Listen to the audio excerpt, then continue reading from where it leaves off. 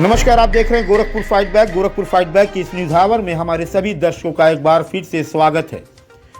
Gorakhpur fight back आज आपको खुठन गुलरिया थाना क्षेत्र के एक किसान की आप बीती दिखाने जा रहा है।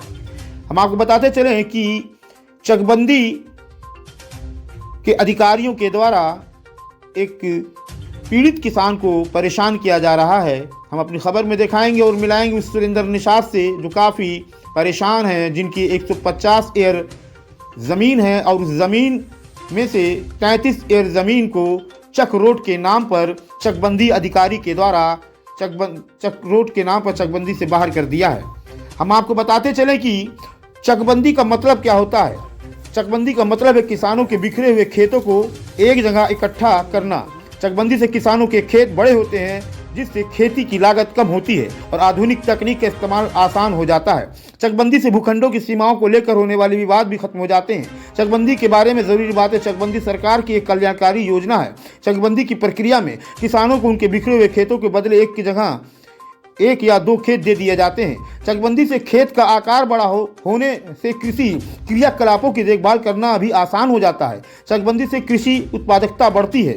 चकबंदी के जरिए भूमि से जुड़े विवादों का समाधान होता है। लेकिन यहाँ पर चकबंदी के जो अधिकारी हैं, सीईओ हैं, जो एक उच्च स्तर पद पर हैं, जिनका एक आदेश नवंबर माह 2024 में आता है कि सुरेंद्र निषाद की जो ज़मीन है वो चकबंदी से बाहर है। फिर वही आदेश 2 महीने के बाद इस आदेश में बदल जाता है कि सुरेंद्र निषाद का जो ज़मीन है, जिसमें बागीचा है, जिसमें लिप्टस और सागवन और आम के जैसे बड़े बड़े पेड़ हैं, उस बगीचे से 33 एकर ज़मीन को निकाल दिया जाता है कि वहाँ पर नाला और चक रोड बनेगा। वहीं अगर देखा जाए तो किसान जो सुरेंद्र निषाद है वो अपने 2 बच्चों के साथ में उसी ज़मीन के जस्ट बगल में अपना मकान बनाए हुए है और अपने परिवार के साथ में रहता है।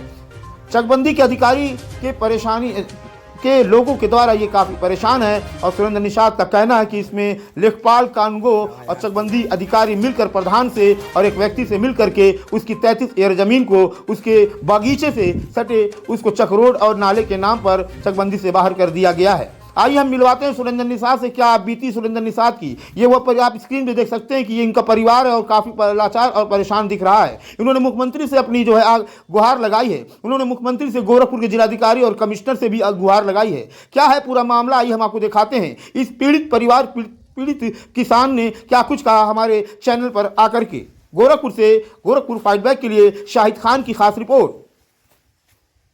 नमस्कार, आप देख रहे हैं गोरखपुर फाइट बैक और मैं हूं शाहिद खान। आज हम गोरखपुर के खुठन में हैं, जहां पर एक किसान परिवार है और उस किसान परिवार की कोई ऐसी आप बीती है जिस आप बीती को लेकर ये काफ़ी दिनों से परेशान है और अधिकारियों के दरवाजे, अधिकारियों के ऑफिस कार्यालय की जो है चौखट की धूल फाँक रहे हैं। हम आपसे मिलाएंगे एक ऐसे व्यक्ति से जिनके 2 बच्चे हैं, एक पूरा परिवार है और उनकी कुछ ज़मीन है, जो ज़मीन अधिकारियों के मिलीभगत से और यहाँ कुछ स्थानीय प्रधान और एक व्यक्ति के मिलीभगत से उसकी ज़मीन को जो 150 हेक्टेयर ज़मीन है, उसकी ज़मीन को कुछ हिस्से को जो है चकबंदी में, पहले तो चकबंदी से बाहर किया जाता है, आदेश पारित होता है अधिकारियों द्वारा। फिर 2 महीने के बाद फिर आदेश आता है कि उस ज़मीन का कुछ हिस्सा चकबंदी में जो है डाल दिया गया। ये परेशान इस बात के लिए हैं कि इनकी ज़मीन इनको वापस मिले और हमारी ज़मीन को चकबंदी में ना भेजा जाए। हम आपसे मिलवाते हैं। क्या नाम चाचा आपका है? सुंदर निषाद। क्या पूरा मामला है? सर मामला ये है कि मेरी जो भूमि 863 घाटे में 150 हेक्टेयर ज़मीन है, जिसमें चकबंदी प्रक्रिया से मुझे पृथक किया गया। और उसके बाद मेरे ग्राम सभा के ग्राम प्रधान और मनभर छोटेला शर्मा और बेचन शर्मा ने सीईओ माया शंकर सिंह से मिल करके इन लोगों ने मेरे रकबे का फिर काट के खारिज करके मेरे जबरियन मेरे चक 863 में 23 एकर का जो है चक मार्ग और 4 हेक्टेयर का जो है ये नाले का जो है ये निर्माण के लिए ये कर रहे हैं। हम ये चाह रहे हैं कि सर अगर नाला है तो नाला कहाँ है? मेरा 150 एकर रकबा मेरा जो है, मुझे 863 घाटा मेरी पैतृक संपत्ति है, हमको चाहिए। और हमारा जो बाकी 33 हेक्टेयर ज़मीन जो है मेरा गायब है। मैं इसी ज़मीन के लिए परेशान हूँ। सीईओ ने और ग्राम प्रधान ये लोग मिल करके मेरे चक को ये खराब कर दी है। अच्छा, तो ये आप ये बताइए कि जब ये चकबंदी से जो आपकी ज़मीन बाहर थी, तो आपको कोई आदेश भी हुआ था? हाँ क्या सर, आदेश हुआ था? आदेश सर जी हुआ है कि 863 घाटे में मेरा 100 पेड़ एलेप्टस का पेड़, 20 पेड़ सागौन और उसके बाद 4 पेड़ आम का, नीम, जामुन, ये सब मेरा मौके पर मौजूद है। कोई कागज़ है, कोई आदेश? हाँ सर, मेरे पास कागज़ है, देखिए सर जी। तो आप देख सकते हैं कि एक आदेश है, जिस आदेश में ये कहा गया है कि जो आपत्ति इन्होंने दाखिल की थी, तो आदेश में आया था कि आपत्तिकर्ता का दफ़ा 5 भारतीय कानून मियाद का लाभ देकर आपत्ति समय से स्वीकार किया जाता है तथा गाटा संख्या 863 मी रकबा 150 हेक्टेयर बाग होने के कारण चकबंदी पृथक किया जाता है। बाद अमल दरामद पत्रावली दाखिल दफ्तर हो। मतलब कि ये चकबंदी अधिकारी का एक आदेश है जो 2 नवंबर माह में जो है 2024 में जो इसका आदेश हुआ था, और उसके बाद फिर 2 महीने के बाद आखिर ऐसे क्या बात हो गई कि वही सीईओ जो चकबंदी अधिकारी हैं, उन्होंने फिर एक आदेश किया कि इनकी जो बाग की ज़मीन के बगल की ज़मीन है जो 40 हेक्टेयर है, उसमें एक नाला निर्माण और इसमें चक्रोड बने। वहाँ पर नाला निर्माण सिर्फ एक बहाना है और इस गरीब को परेशान करना है, उस गरीब की ज़मीन पर कब्जा करना है।